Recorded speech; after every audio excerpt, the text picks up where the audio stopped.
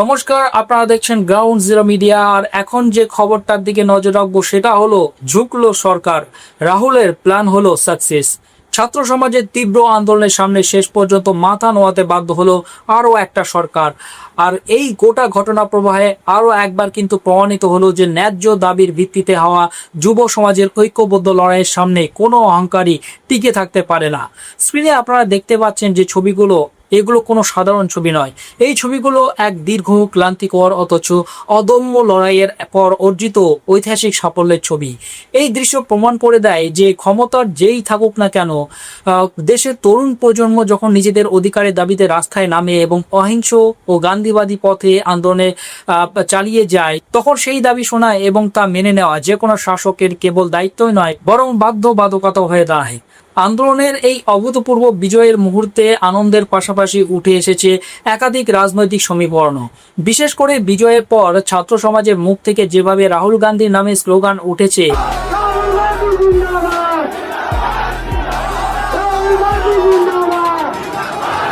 তা এখন রাজ্য রাজনীতি ছাড়িয়ে দিল্লির দরবারেও কিন্তু আলোচনার কেন্দ্রবিন্দুতে পরিণত হয়েছে। ঝাড়খণ্ডে বেশ কিছুদিন ধরেই ছাত্র সমাজ এক তীব্র আন্দোলন গড়ে তুলেছিল। একাধিক নিয়োগ পরীক্ষায় অনিয়ম, প্রশ্ন ফাঁসের অভিযোগ এবং স্বচ্ছ প্রক্রিয়ার দাবিতে তরুণ সমাজ কিন্তু রাস্তায় নেমেছিল। পরিস্থিতি এমন পর্যায়ে পৌঁছায় যে বিধানসভা ঘেরাও থেকে শুরু করে লাগাতার অনশন কর্মসূচি শুরু হয়। শেষ পর্যন্ত পরিস্থিতি বেগতিক দেখে হেমন্ত সোরেন সরকার ছাত্রদের প্রায় সমস্ত প্রধান দাবি দেওয়া মেনে নেওয়ার আনুষ্ঠানিক ঘোষণা করেছে। কেবল সিবিআই তদন্তের বিষয়টি প্রক্রিয়াকরণের স্তরে রেখে বাকি সমস্ত দাবি কিন্তু নীতিগত ও প্রশাসনিকভাবে গ্রহণ করা হয়েছে। শুধু তাই নয়, অনশন স্থলে গিয়ে রাজ্য সরকারের প্রভাবশালী মন্ত্রীদের নিজেদের হাতে জল খাইয়ে সেই অনশন কিন্তু ভঙ্গ করানো হয়েছে। অনশন ভাঙার মুহূর্তে ছাত্রদের চোখে মুখে যে অনুভূতি বহিঃপ্রকাশ দেখা গেছে তা কিন্তু অত্যন্ত তাৎপর্যপূর্ণ। মাইক্রোফোনের সামনে কথা বলতে বলতে অনেক আন্দোলনকারী ছাত্র কেঁদে ফেলেন। সেই কান্না কোনো দুর্বলতার কান্না ছিল না। এই কান্না হলো মাসের পর মাস লাঞ্ছনা, বঞ্চনা এবং রাজপথে রোদে পুড়ে টেকে থাকার পর অর্জিত বিজয়ের কান্না। আন্দোলনকারীরা স্পষ্ট ভাষায় ঘোষণা করেছেন যে তারা একসঙ্গে মিলে ইতিহাস তৈরি করেছেন এবং ছাত্রছাত্রীর যে শক্তি, যে লড়াই আগামী দিনেও যে কোনো অবিচারের বিরুদ্ধে জারি থাকবে। তবে এই স্বস্তির মুহূর্তটি অনেক আগেই তৈরি করা যেত যদি সরকার অনেক আগে এই বাস্তব এবং ন্যায্য দাবিগুলো মেনে নিত। তাহলে ছাত্রদের মাসের পর মাস রাস্তায় বসে অনশন করতে হতো না। তবে এই গোটা সাফল্যের আবহে সবচেয়ে চমকপ্রদ দিকটি হলো আন্দোলনের বিজয় উল্লাসে রাহুল গান্ধীর সমর্থনে ওঠা জয়ধ্বনি। ক্ষমতাসীন জোটের বড় শরিক কংগ্রেসের শীর্ষ নেতা হওয়া সত্ত্বেও কিন্তু এই আন্দোলনের প্রেক্ষাপটে রাহুল গান্ধীর ভূমিকা এক বিশেষ মাত্রা যোগ করেছে। সাধারণত ক্ষমতার অংশীদার দলগুলো নিজেদের সরকারের বিরুদ্ধে ওঠাকে এড়িয়ে চলে, কিন্তু এখানে কংগ্রেসের তরফ থেকে বারবার ছাত্রদের পক্ষে স্পষ্ট অবস্থান নেওয়া হয়েছে। সম্প্রতি প্রকাশ্যে আসা 14 তারিখের একটি চিঠি এই গোটা সমীকরণটি কিন্তু আরো স্পষ্ট করে দিয়েছে। এই চিঠিতে রাহুল গান্ধী স্বয়ং ঝাড়খণ্ডের মুখ্যমন্ত্রী হেমন্ত সোরেনকে অনুরোধ জানিয়েছিলেন যেন ছাত্রদের আবেগ ও ন্যায্য দাবি দেওয়ার প্রতি সরকার দ্রুত সংবেদনশীল মনোভাব নিয়ে ইতিবাচক সিদ্ধান্ত গ্রহণ করে। রাহুল গান্ধী চিঠি প্রেরণের ঠিক 3 দিনের মাথায় অর্থাৎ 17 তারিখ সন্ধ্যায় সরকার জরুরি ভিত্তিতে সিদ্ধান্ত গ্রহণ করে ছাত্রদের দাবি মেনে নেয়। সরকারের কংগ্রেসের কোটার মন্ত্রীরা প্রকাশ্যে জানিয়েছেন যে রাহুল গান্ধীর স্পষ্ট বার্তা এবং নির্দেশের পরই বিষয়টিতে বাড়তি গুরুত্ব দেওয়া হয়েছে এবং ছাত্র স্বার্থে এই ঐতিহাসিক সিদ্ধান্ত নেওয়া সম্ভব হয়েছে। সিজিএল পরীক্ষা সংক্রান্ত যে জটিলতা তৈরি হয়েছিল তা এক সময় প্রায় অসম্ভব মনে হলেও শেষ পর্যন্ত তরুণ সমাজের স্বার্থে সরকার বড় পদক্ষেপ নিতে বাধ্য হয়েছে। রাজনৈতিক বিশ্লেষকদের মতে রাহুল গান্ধীর নিজের জোট সরকারের অংশ হওয়া সত্ত্বেও তরুণ সমাজের দাবির পক্ষে দাঁড়িয়ে এক অনন্য নজির সৃষ্টি করেছেন। বিজেপি যখন ছাত্রদের আন্দোলনকে হাতিয়ার করে জোটকে কিন্তু কাঠগড়ায় দাঁড় করানোর চেষ্টা করেছিল এবং অভিযোগ করেছিল যে রাহুল গান্ধী দিল্লিতে বসে মন্তব্য করলেও ঝাড়খণ্ড নিয়ে উদাসীন, ঠিক তখনই নিজের সরকারের মুখ্যমন্ত্রীকে চিঠি লিখে এবং দলীয় মন্ত্রীদের মাধ্যমে অভ্যন্তরীণ চাপ সৃষ্টি করে তিনি পরিস্থিতি কিন্তু বদলে দেন। জোটের একজন সহযোগী হয়েও সরকারের ভুল বা গাফিলতির দিকে আঙুল তুলে ছাত্রদের পাশে দাঁড়ানো রাজনৈতিকভাবে অত্যন্ত সাহসিকতার পরিচয়।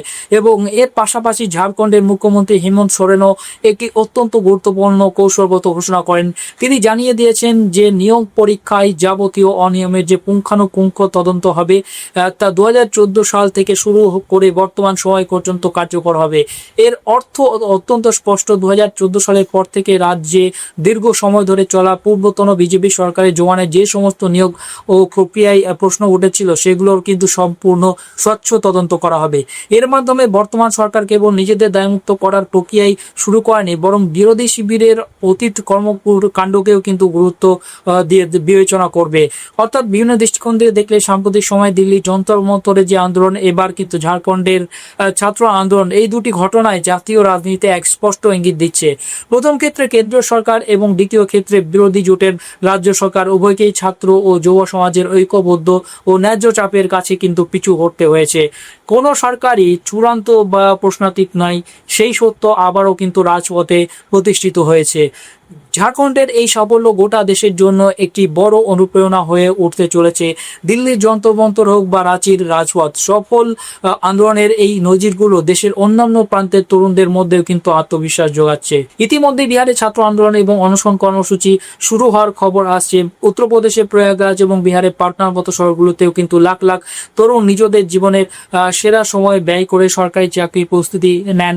কিন্তু পরীক্ষার পর পরীক্ষা, প্রশ্নপত্র ফাঁস, দুর্নীতি এবং অনিয়মের কারণে তাদের ভবিষ্যৎ অন্ধকারে নিমজ্জিত হয় বলে অভিযোগ। যখনই তারা দেখেন যে অহিংস লড়াইয়ের মাধ্যমে দাবি আদায় সম্ভব, তখনই সেই ক্ষোভ সুসংগঠিত আন্দোলনের রূপ নেয়।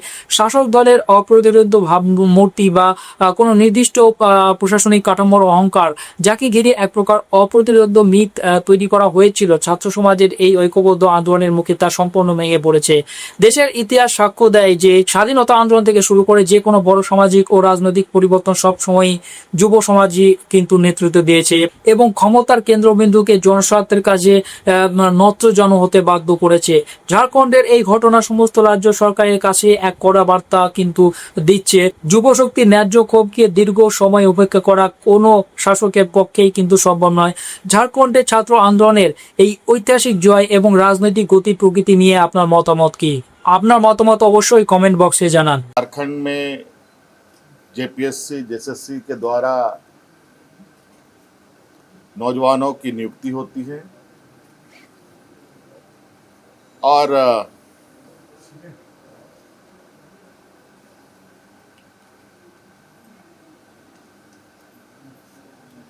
कई सारी नियुक्तियां राज्य अलग होने के बाद रुकी रही, फिर कुछ बढ़ी, फिर रुकी, कई सवालें भी आई, कई जांच एजेंसियां भी इसमें शामिल हुई और कई चीज़ों के परिणाम भी आप लोगों के समक्ष हैं। मैं बहुत लंबा इसमें नहीं जाते हुए वर्तमान परिस्थिति पर ही आप लोगों से बात बताना चाहूँगा कि विगत दिनों से हमारे जो नौजवान जयपाल सिंह स्टेडियम में अलग अलग खेमों में बैठ कर के अपनी मांगों को लेकर के बैठे हैं, मैं उनको अलग अलग खेमा नहीं मानता। वो सभी नौजवान अपने भविष्य की चिंता को लेकर हैं और इस विषय पर जैसे कि पहले हमारे मंत्री गणों की जो टीम थी उनके साथ बैठक में सुलझा लिया गया था। जैसे रिफॉर्म्स की बात थी, ये आप लोगों के माध्यम से ही उन छात्रों की बातें हमारे कानों तक में आई, हमारी कमेटी के द्वारा भी हमारे कानों तक में आई। रिफॉर्म्स में निश्चित रूप से बिल्कुल पारदर्शिता के साथ आगे सरकार काम करेगी रिफॉर्म्स में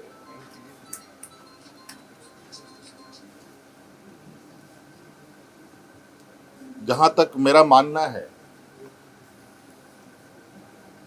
कि परीक्षाएं कैसे होनी चाहिए, कैसे नहीं होनी चाहिए, इसका पहले से ही एसओपी बना हुआ है। और कहीं ना कहीं अगर वो एसओपी का पालन होता तो ये गड़बड़ियां नहीं होती।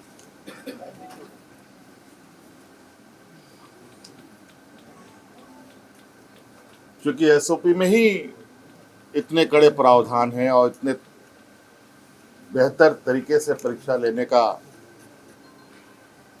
व्यवस्था है,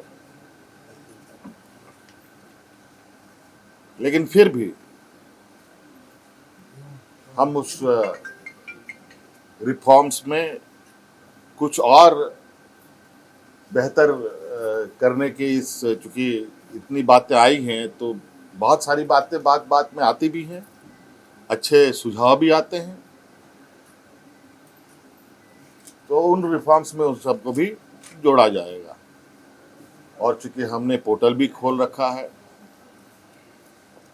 चाहे वो छात्र हो, शिक्षक हो, अभिभावक हो, उस विषय पर उस पोर्टल पर अपने सुझाव दे सकते हैं और विशेषज्ञों की टीम के साथ उनको साझा किया जाएगा और क्या बेहतर हो सकता है उसको किया जाएगा। रिफॉर्म्स के लिए हम लोगों ने हमारे आईएएस अधिकारी अमिताभ कौशल जी की अध्यक्षता में कमेटी बनाने का निर्णय लिया है, जो अलग अलग संस्थानों के साथ संपर्क करते, बुद्धिजीवी लोगों के साथ, अच्छे अच्छे लोगों के साथ संपर्क कर इस रिफॉर्म को पूरा अंजाम तक पहुंचाएंगे।